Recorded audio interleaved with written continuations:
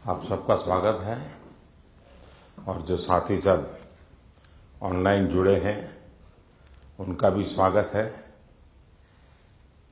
साथियों, मैं आज तो ज़्यादा समय नहीं लेता हूं आपका, क्योंकि वो आप जाने के मूड में होंगे और जीतने के मूड में होंगे और मैं आपका जीत करके वापस आओगे तब स्वागत करने के मूड में हूं।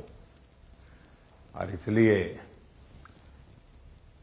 वैसे मेरी कोशिश रहती है कि खेल जगत से जुड़े हमारे देश के जो सितारे हैं उनसे मिलता रहूं, नई चीजें जानता रहूं, उनके प्रयासों को समझता रहूं और सरकार के नाते अगर व्यवस्था में कुछ बदलाव लाना है, कुछ प्रयास बढ़ाने हैं तो इस दिशा में कुछ काम करता रहूं।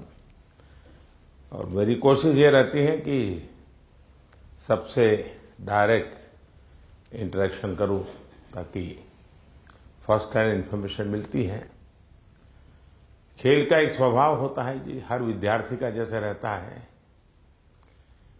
जब वो पेपर देने जाता है एग्जाम के लिए तो पूरे घर को ऐसा विश्वास देता है कि बस आप चिंता मत कीजिए, मैं रैंक लेकर के आने वाला हूं। और जब उसको तो पता चल जाता है एग्जामिनेशन में कि क्या हो रहा है, क्या कर पाएगा, ठीक गया नहीं गया, तो निकलते ही शुरू कर देता है। पंखे की आवाज बहुत आ रही थी, खिड़की खुली थी तो मजा नहीं आ रहा था, टीचर बार बार मेरी तरफ देखते थे। तो आपने देखे होंगे ऐसे स्टूडेंट्स, उनके पास बहुत सारे बहाने होते हैं और हमेशा वो परिस्थितियों को दोष देते हैं। और ऐसे लोगों की कभी जीवन में प्रगति नहीं होती है। वो बहाने बजाने में मास्टर हो जाते हैं लेकिन प्रगति नहीं कर पाते। लेकिन मैंने देखा है कि मैं कई खिलाड़ियों को जानता हूं, वे कभी भी परिस्थितियों को दोष नहीं देते। वो हमेशा कहते हैं कि जी मुझे वो टेक्निक मेरे लिए नई थी, वो जो करता था मैंने अंदाज नहीं लगाया कि वो भी एक तरीका हो सकता है। कहने का तात्पर्य है कि दोस्तों, हम खेलने के लिए जा रहे हैं, हम अपना बेस्ट परफॉर्मेंस के लिए जा रहे हैं, लेकिन ओलंपिक सीखने का भी बहुत बड़ा मैदान होता है। अब तो एक तो मैं अपना खेल खेलूं और टेलीफोन करके सबको बताता रहूं, देख क्या जैसा रहा वैसा रहा। दूसरे होते हैं बाकी हर खेल देखने जाते हैं, फलाना देश कैसे खेल रहा है, टिकना देश कैसे खेल रहा है, और वो चीजों को पूरी तरह ऑब्जर्व करता है, कोशिश करता है एब्सॉर्ब करने की और आकर के अपने कोच को भी बताया कि यार भाई मैंने देखा उसने तो बड़ा कमाल कर दिया था लास्ट मोमेंट, अब मुझे भी बताइए वो क्या टेक्निक थी। कभी उस वीडियो को लेकर के 10 बार देखता है कि उसने कैसे उसको पलटा था। तो इन्हें जो सीखने की वृत्ति से काम करता है उसके लिए सीखने के बहुत अवसर होते हैं।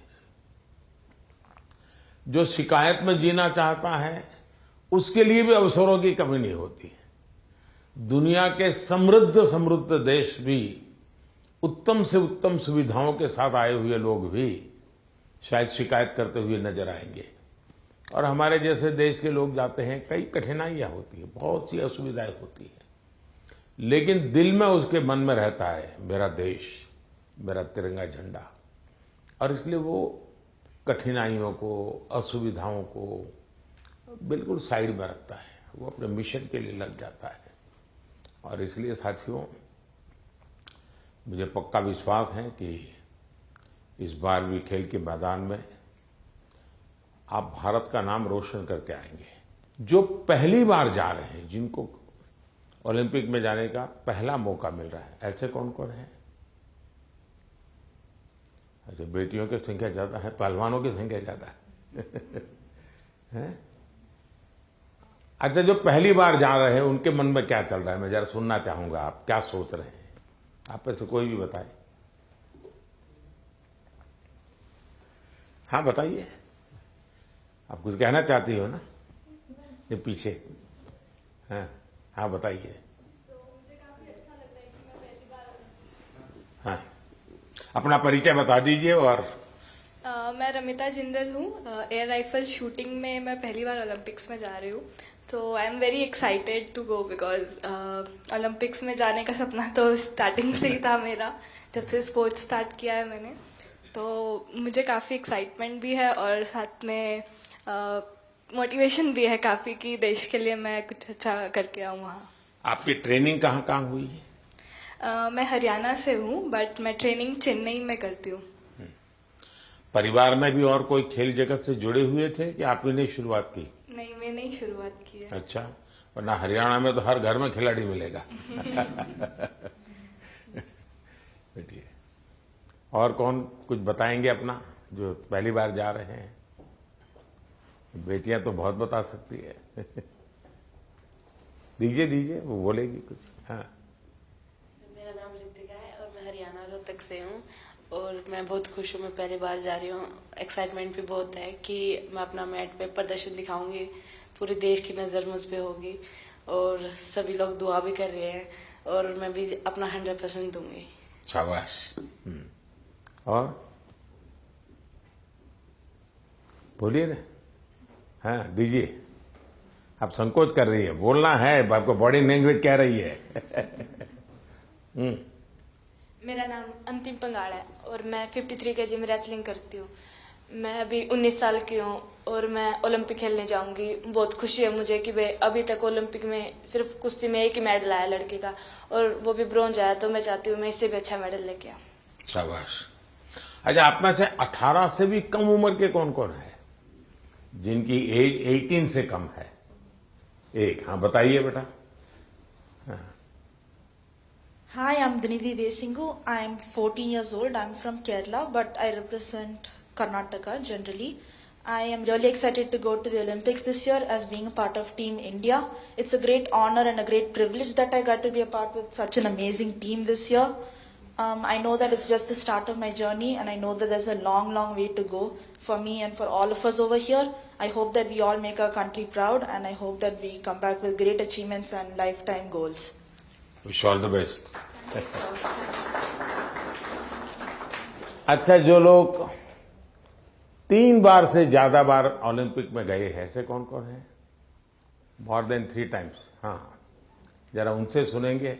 हाँ, मोर देन 3 टाइम्स। हाँ बताइए। हाँ कहिए, झारखंड वालों को तो छूट है कुछ भी बोलने की। नमस्ते सर, मेरा नाम दीपिका कुमारी है, मैं आर्चरी को रिप्रेजेंट करती हूँ। सर बहुत खुशी है और कि ये चौथा ओलंपिक है मेरा और मैं बहुत एक्साइटेड हूँ और ये काफ़ी एक्सपीरियंस है, तो मैं उस एक्सपीरियंस को चाहूँगी कि उस एक्सपीरियंस को यूज़ करूँ और उसी जोश और उसी कॉन्फिडेंट के साथ रिप्रेजेंट करूँ और अपना 200% दूँ। Thank you. अच्छा, आप जो यहाँ नए खिलाड़ी पहली बार जा रहे हैं, उनके लिए क्या संदेश देगी, जो पहली बार जा रहे हैं इस टीम में? सर मैं बोलूँगी कि डेफिनेटली कि एक्साइटमेंट बहुत ज़्यादा होता है, बट मैं उनको बोलूँगी कि उस चकाचौंध में वो ना घुसे, जितना हो सके वो खुद पे फोकस करे और इन्जॉय करे, पर पूरे फोकस के साथ, पूरे सेल्फ कॉन्फिडेंस के साथ। और मैं ये बोलूँगी कि मेडल जीतना है, उसके पीछे ना भागे, वो परफॉर्म करे, अच्छा परफॉर्म करे ताकि मेडल उनके पास आए। अब 3 बार आप हुआ ही, पहली बार गई, उसमें कुछ सीखा होगा, कुछ आपने आकर के उसको प्रैक्टिस किया होगा। दूसरी बार गई, कुछ और सीखा होगा। मैं जान सकता हूं कि आपने ऐसा कौन सी चीजें नई एडॉप्ट की जिसके कारण आपका कॉन्फिडेंस भी बढ़ा है और आपको लगता है कि आप देश को कुछ दे पाओगे? ये ऐसा तो नहीं कि रूटीन जो प्रैक्टिस करती थी वही करते, क्योंकि ज्यादातर मैंने देखा है, जैसे मैं योगा वगैरह करने की आदी हूं, तो मैं समझ देता हूं मेरे लिए, लेकिन मैंने देखा है कि जो एक रिदम बन जाती है, जाते ही जिससे शुरू करता हूं वही से एकदम से शुरू हो जाता है। फिर मैं थोड़ा कॉन्शियस होकर कहता हूं आज ये दो छोड़ो, दो नई चीजें करूं, तो थोड़ा मुझे वैसा हर एक का आदत हो जाती है कि वो अपनी जो पुरानी हैबिट है उसी प्रकार से एक्ट करता रहता है और उसको लगता है मैंने कर लिया। आपकी स्थिति क्या है? सर, जो पुरानी अच्छी आदत है उसको कंटिन्यू करते हैं और जैसे लास्ट टाइम कोई भी मैच से अगर हम हारते हैं तो उससे सीखते हैं और प्रैक्टिस में आके वो गलती ना करें उसको हम हर दिन रिपीट करते हैं ताकि वो हमारे आदत में उतर आए, जो अच्छी आदत है वो उतर आए और वही चीज हम कंटिन्यू करने की कोशिश करते हैं। कभी कभी बुरी आदत भी तो आदत बन जाती है, शरीर का हिस्सा बन जाती है। सर होता है ऐसा, बहुत बार होता है कि बुरी आदत लग जाती है, बट हम खुद को बात करते हैं खुद से और रिमाइंड कराते हैं कि ये चीजें हमको कैसे कन्वर्ट करनी है अच्छी चीजों में। और कौन है जो 3 बार जाकर के आए हैं? नमस्ते सर, मैं पूनम एमआर एथलेटिक्स से हूँ। 2008 में जब मैं ओलंपिक्स गई थी तो मैं 18 ईयर्स थी, तो मैं रिजर्व में थी सर। देन 2016 में हम लोग टीम में भागे थे, तो 2002 के बाद हम लोग फाइनल में नहीं आया, तो this time we want to create a national record and come into the finals. चलिए, with so confidence. Thank you. Sure. ये जो बाहर जो है हमारे साथ ऑनलाइन जुड़े हैं, वे भी कुछ अपना अनुभव शेयर करना चाहते हैं तो अच्छा लगेगा सब खिलाड़ियों को। कौन बताना चाहता है? हाथ ऊपर करके शुरू कर दीजिए। नमस्कार सर। नमस्ते। मैं पीवी सिंधु। सर मेरा अभी 3rd ओलंपिक्स में जा रही हूँ सर। तो फर्स्ट ओलंपिक्स में 2016 में सिल्वर लेके आई थी और 2020 टोक्यो में ब्रॉन्ज लेके आई थी। तो इस बार I hope I change the colour sir and I hope I come back with a medal. Obviously अभी बहुत एक्सपीरियंस से जा रही हूँ, but definitely it's not going to be easy, but I will try my best and hoping for another medal sir.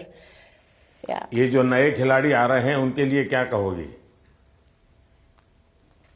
बस firstly मैं बस ये कहती हूँ कि आई wish them all the very best. बहुत लोग ये सोचते कि ओलंपिक्स है कैसा खेलना, और प्रेशर भी बहुत रहता है, और कुछ लोगों को ये रहता है कि वो एक्साइटमेंट रहता है कि you know it's a first Olympics and we want to go to the Olympics. But I just want to say that you know it is like any other tournament. It's just that हम focus करना है और we have to have that belief in ourselves that we can do it. And definitely सब लोग hard work कर रहे हैं, तो I wish them that they give their 100%, not think that it is some different tournament and it is going to be hard, but I just want to tell them that it is like any other tournament and I want them to give their 100%. चलिए, बहुत pressure तो शुभकामनाएं। सब लोग सब। Thank you sir, thank you, thank you. और कौन कोई है जो बाहर से बात करना चाहेंगे? नमस्ते सर। नमस्ते मैं जी। प्रियंका गोस्वामी। नमस्ते जी। तुम्हारे बालकृष्ण कहाँ है? सर मेरे पास ही है, यहीं पे स्विट्जरलैंड में। तो इस बार भी बालकृष्ण सर, को मैं लेके सबसे जा रही हो पहले ना? हाँ जी सर, ओलंपिक्स उनका भी दूसरा ओलंपिक्स है। सबसे पहले तो सर आपको बधाई हो कि आप तीसरी बार प्रधानमंत्री बने हैं और हमें सभी खिलाड़ियों को आपसे दोबारा से बात करने का और मिलने का मौका मिला है। Thank you. और सर जैसा कि दूसरा ओलंपिक्स है और मैं 3 महीने से ऑस्ट्रेलिया में ट्रेनिंग कर रही थी सरकार की तरफ से, और अभी स्विट्जरलैंड में ट्रेनिंग कर रही हूँ टॉप्स की तरफ से। तो काफी सपोर्ट मिल रहा है हमें गवर्नमेंट की तरफ से कि हम दूसरे देश में जाके अपनी प्रैक्टिस कर रहे हैं। तो आई होप कि सभी प्लेयर्स ओलंपिक्स में अपना बेस्ट देंगे और अच्छा रिजल्ट देंगे और ज्यादा से ज्यादा मेडल जीतेंगे। अच्छा, आपकी एक शिकायत रहती थी कि तुम्हारा खेल ऐसा है कोई देखने वाला नहीं होता है। तो वहां प्रैक्टिस कर रही थी तो कोई होता देखने वाला? हाँ सर, विदेशों में तो इस खेल को भी मतलब उतनी ही अहमियत दी जाती है जितनी की और खेलों में दी जाती है। तो अपने देश में थोड़ा सा कम था, लेकिन जब से आप भी उसको इनक्रेज कर रहे हो कि सब देखो, इस हर खिलाड़ी के लिए आप बोलते हैं, तो हमारे देश में भी बहुत लोग अभी खेल को देख रहे हैं और काफी बढ़ावा मिल रहा है खिलाड़ी को, और हमें भी सपोर्ट मिलता है कि कोई देखता है हमारा इवेंट कि हाँ सब बैठ के देख रहे हैं, तो हमें भी और मोटिवेशन आता है कि अच्छा करना है। चलिए, बहुत बहुत बधाई आपको। और कौन है वहां से, कोई बात करना चाहेगा? सर नमस्कार सर। नमस्कार। मैं निखत बोल रही हूँ सर। हाँ। मैं बॉक्सिंग में 50 कैटेगरी में इंडिया को रिप्रेजेंट करने जा रही हूँ ओलंपिक्स में, और ये मेरा पहला ओलंपिक्स है और मैं बहुत एक्साइटेड हूँ। एट द सेम टाइम अपने आप को फोकस रख रही हूँ क्योंकि पूरे देशवासियों का मेरे ऊपर एक्सपेक्टेशंस है, तो मैं उनकी उम्मीदों पे खड़े उतरना चाहती हूँ और अपने देश का नाम रोशन करके वापस लौटना चाहूंगी। बहुत बहुत शुभकामनाएं। नीरज कुछ कह रहे थे? हाँ नमस्ते नीरज। सर। नमस्ते भैया। कैसे हो सर? मैं वैसा ही हूँ। तेरा चूरमा अभी तक आया नहीं। चूरमा लेके आएंगे सर इस बार। पिछली बार वो दिल्ली में चीनी वाला चूरमा था, आपको हरियाणा का वही देसी तो। घी और गुड़ वाला नहीं, खाना मुझे तेरी बाघ के हाथ का चूरमा खाना है। पक्का सर। बताइए। बिल्कुल सर, हम भी अभी बाहर हैं जर्मनी में और ट्रेनिंग बहुत अच्छी चल रही है। इस बार मैं काफी कम कंपटीशन खेल रहा हूं क्योंकि बीच बीच में मुझे एक इंजरी हो रही है, पर अभी काफी बेटर है। अभी कुछ दिन पहले मैं फिनलैंड में कंपटीशन खेला था और वो काफी अच्छा रहा, और 1 महीना है हमारे पास ओलंपिक्स के लिए और ट्रेनिंग बहुत बढ़िया चल रही है। कोशिश कर रहे हैं कि अपने आप को पूरा फिट करके जाएं पेरिस में और 100% दे सर अपनी कंट्री के लिए, क्योंकि 4 साल में आता है।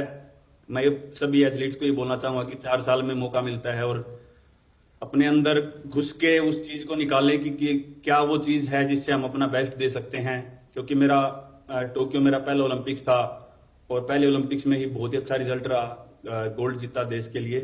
और उसका रीजन मैं मानता हूं कि यही है कि मन में डर नहीं था, निडर होके खेला और बहुत ही बिलीव था खुद पे कि ट्रेनिंग बहुत अच्छी हुई है। और मैं सभी एथलीट्स को ये बोलूंगा कि वैसे ही खेलें, किसी से डरने की घबराने की जरूरत नहीं, क्योंकि वो भी इंसान है। कई बार हमको लगता है कि शायद यूरोपियंस ज्यादा स्ट्रांग है या फिर यूएस के एथलीट या दूसरी कंट्रीज के ज्यादा स्ट्रांग है, लेकिन वही है कि अगर हम खुद को पहचान लें कि हाँ हम इतनी मेहनत कर रहे हैं, अपने घर बार को छोड़ के इतनी दूर हैं, तो कुछ भी पॉसिबल है जी। चलिए, बहुत बढ़िया टिप दिए हैं सबको। मैं आपका धन्यवाद करता हूं और आपको शुभकामनाएं देता हूं। आपका स्वास्थ्य अच्छा रहे, 1 महीने में कोई नई इंजरी ना हो भाई। बिल्कुल सर, वही कोशिश कर रहे हैं। देखिए साथियों, आपने देखा होगा कि 2-3 बातें बहुत अच्छी निकली, क्योंकि आप जो अनुभवी लोग हैं उनसे जो जानने को मिलता है उसकी एक अहमियत होती है। जैसे आपको बताया गया कि वहां के तामझाम में डूब मत जाना, खो मत जाना, ये बहुत सही है जी। अदरवाइज हमारे लिए वो उसी का प्रभाव इतना होता है कि हम शायद अपनी चीज को फोकस नहीं कर पाते हैं। दूसरा, परमात्मा ने हमें एक कद दिया है, बाकी खिलाड़ी हमसे बड़े कद वाले होते हैं, लेकिन हम पक्का मान के चले यहां कद का खेल नहीं है जी। यहां कौशल्य का खेल है, आपकी टैलेंट का खेल है। सामने वाले का शरीर हमसे 2 फीट ऊंचा है, चौड़ा है, इसकी परवाह मत कीजिए।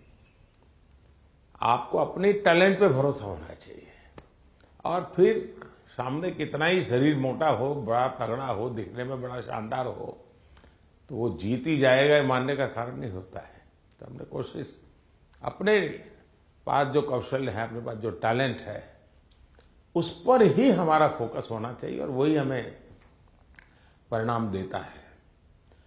आपने देखा होगा कि बहुत सारे लोग, बहुत कुछ आता है उनको, लेकिन एग्जामिनेशन के समय गड़बड़ हो जाती है। उनको लगता है यार याद नहीं आता है, फिर सोचता है कुछ कोरिलेट करता है, और उसका मूल कारण उसका एग्जाम पर ध्यान कम होता है। उसका मूल कारण होता है कि अगर मैं अच्छा नहीं करूंगा तो घर वाले क्या कहेंगे, अगर मैं मार्क्स कम लाए तो क्या, उसी प्रेशर में रहता है। आप चिंता छोड़ दीजिए दोस्तों, आप खेलिए अच्छा बस। अरे मेडल आते भी हैं, नहीं भी आते, क्या है, ये प्रेशर कभी मत रखिए। हाँ, अपना 100% बेस्ट देना है, ये मिजाज अपना होना चाहिए और उसमें कोई कमी नहीं होनी चाहिए।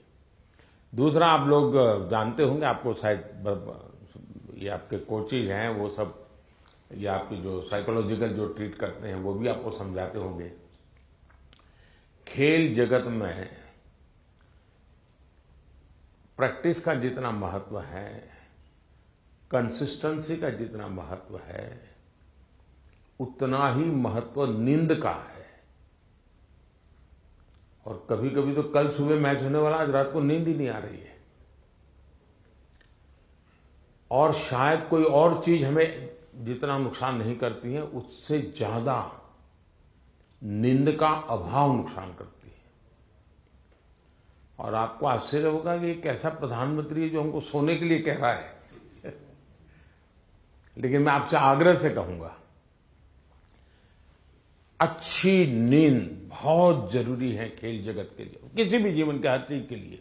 और आजकल तो मेडिकल साइंस भी नींद पर बहुत बल दे रहा है कि आपकी नींद कितने समय की है, कितनी साउंड स्लीप है, इसका बड़ा महत्व माना जाता है। और नया मेडिकल साइंस में इन चीजों को बड़ा स्वीकार किया जा रहा है। और इसलिए कितना ही एक्साइटमेंट क्यों न हो जी, आप नींद पक्की करके, वैसे आप लोग मेहनत इतनी करते हैं कि आपको नींद आना बहुत स्वाभाविक होता है, क्योंकि आप गहरी नींद में चले जाए तो इतनी मेहनत करते हैं शरीर से। लेकिन शरीर की मेहनत वाली नींद एक बात है, और सभी चिंताओं से मुक्त सोना ये अलग चीज है। और इसलिए मैं आपसे आग्रह करूंगा कि आप नींद के संबंध में जरा भी कॉम्प्रोमाइज, और थोड़े दिन पहले इसीलिए भेजते हैं कि थोड़ा आप वहां पर जेट लैग वगैरह समस्याओं से बच जाए, वहां थोड़ा कंफर्ट फील करें, और उसके बाद आप खेल के मैदान में उतरे तो आपको सुविधा रहे, इसलिए एक व्यवस्था सरकार करती है। खिलाड़ियों की सुविधा के लिए इस बार भी कुछ नई नई चीजें करने का प्रयास किया है, लेकिन फिर भी मैं कह नहीं सकता हूं कि हर एक को सब कुछ वहां सुविधाजनक होगा ही कि नहीं होगा, लेकिन कोशिश की है। इन दिनों हम वहां के जो भारतीय समुदाय है उनको भी जरा एक्टिवेट करते हैं, उनको मोबिलाइज करते हैं, जरा आप भी हमारे खिलाड़ियों के साथ जरा जुड़िए। कुछ डिसिप्लिन रहती है, इसलिए उतने तो निकट नहीं रह सकते, लेकिन फिर भी वो ख्याल रखते हैं, चिंता करते हैं। जिसका खेल पूरा हो जाता है उसकी तो भरपूर चिंता करते हैं। लेकिन हम कोशिश करते हैं कि एक प्रकार से आप लोगों के लिए कंफर्ट रहें, असुविधा ना हो, और आप लोग अच्छा परिणाम लेकर के आए। मेरी तरफ से आप लोगों को बहुत बहुत शुभकामनाएं हैं, और मैं आप लोगों का फिर से एक बार इंतजार करूंगा जब आप 11 अगस्त को तो सारा खेल पूरा होगा। आप में से लोग जल्दी आएंगे, ऐसा तो क्रम रहता है, लेकिन मैं कोशिश करूंगा कि 15 अगस्त को एक बार लाल किले पर जब कार्यक्रम होता है तो आप लोग भी उसमें उपस्थित रहें, ताकि देश देखेगा कि यहाँ से हमारे ओलंपिक खेलने के लिए जो गए थे, क्योंकि ओलंपिक खेलने जाना ये भी बहुत बड़ी बात होती है जी।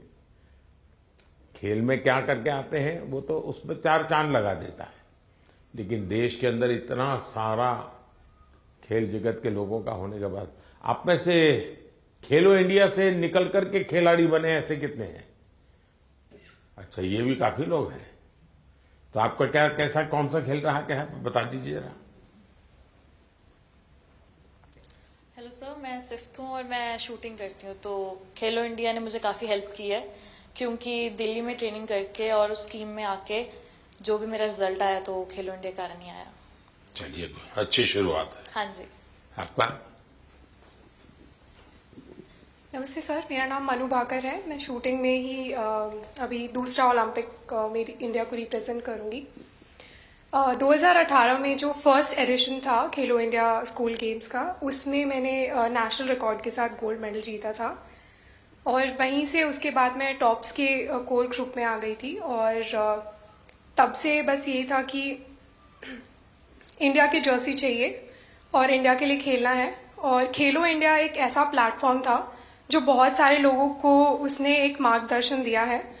और आई थिंक वहाँ से काफ़ी सारे एथलीट्स ऐसे हैं जो आज मैं अपनी टीम में देखती हूँ, मेरे साथ भी खेलते हैं और मेरे से जूनियर भी हैं जो खेलो इंडिया से आए हैं। और उसकी एक बड़ी स्टेप होती है टॉप्स, जो मुझे 2018 से ही उसका सपोर्ट मिला है और मैं बहुत ही शुक्रगुजार हूँ कि इनकी सपोर्ट की वजह से जो एक खिलाड़ी की छोटी छोटी समस्याएं होती हैं वो उनका हल निकाल देते हैं। तो आई थिंक बहुत मेजर रोल प्ले किया है मेरे लिए तो खेलो इंडिया ने और टॉप्स ने। सो जी सर, जो आज मैं यहाँ हूँ मैं उसके काफ़ी हद तक उसका सहारा रहा है। जी शुक्रिया सर। चलिए, बहुत शुभकामनाएं आपको। और कोई है जो कुछ कहना चाहते हैं, आप अपने हिसाब से कुछ बात बताना चाहते हैं? हाँ, नमस्कार सर, मैं हरमनप्रीत सिंह हूँ हॉकी टीम से। तो सर, लास्ट टाइम जो हमने ओलंपिक में ब्रॉन्ज मेडल जीता था 41 ईयर्स के बाद, तो वो बहुत हमारे लिए प्राउड मोमेंट थी। एंड क्योंकि हॉकी की जो हिस्ट्री है वो बहुत बड़ी रही है एंड इस बार कोशिश बहुत अच्छी चल रही है। एंड फैसिलिटीज की बात करूं, सब दिख रहे हैं। हाँ जी आपकी टोली। तो फैसिलिटी सर, हम बेंगलोर साई में रहते हैं तो one of the best facilities हमें मिल रही हैं। जैसे आपने रिकवरी के बारे में बोला, स्लीप के बारे में बोला, और वहाँ पे जो हमारा रिकवरी का है, फूड से लेकर सारा कुछ सर बहुत अच्छा मिल रहा है हमें। और इस बार भी हम पूरी अपनी मेहनत कर रहे हैं एंड टीम हमारी जो है बहुत स्ट्रांग है। तो उम्मीद करते हैं सर इस बार और बेहतर करें और देश के लिए मेडल लेके आए सर। शायद किसी एक खेल पर सबसे ज्यादा देश का प्रेशर है तो हॉकी पर होता है, क्योंकि देश के सब लोग मानते हैं तो हमारा खेल है, हम कैसे पीछे रह गए।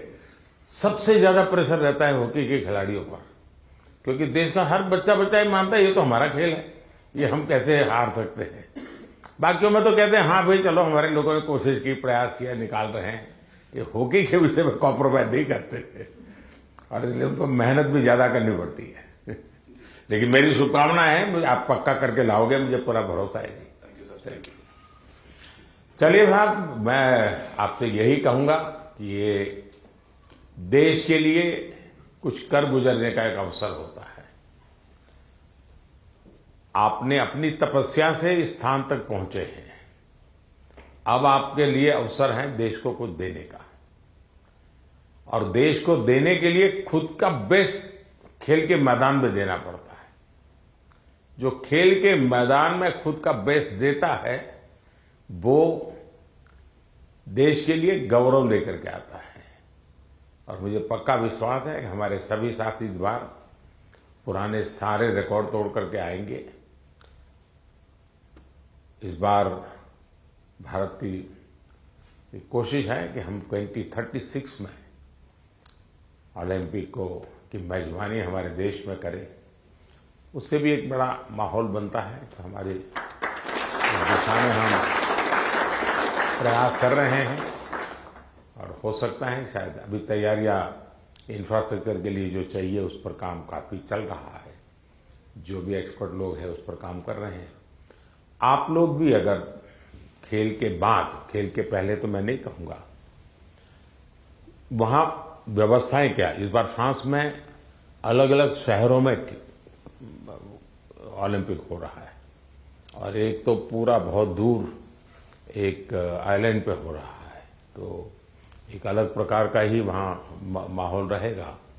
लेकिन फिर भी वहाँ की व्यवस्थाओं में अगर आपकी रुचि हो, उसको ऑब्जर्व करें, उसको अगर नोट करें, क्योंकि खिलाड़ियों से जो इनपुट मिलता है तो जब हम 2036 की तैयारी करेंगे वो इनपुट बहुत काम आएगा कि भाई वहाँ ये था, वहाँ वो था, वहाँ इस चीज़ की कमी थी, वहाँ उस चीज़ की कमी थी।